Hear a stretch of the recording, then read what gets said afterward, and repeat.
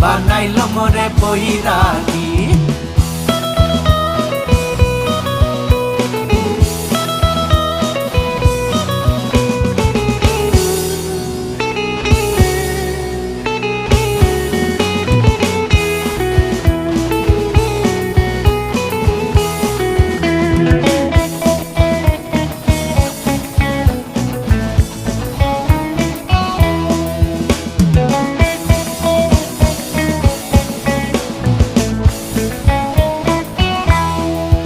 লাউয়ের এত মধু জানে গো জাদু, এত মধু গো।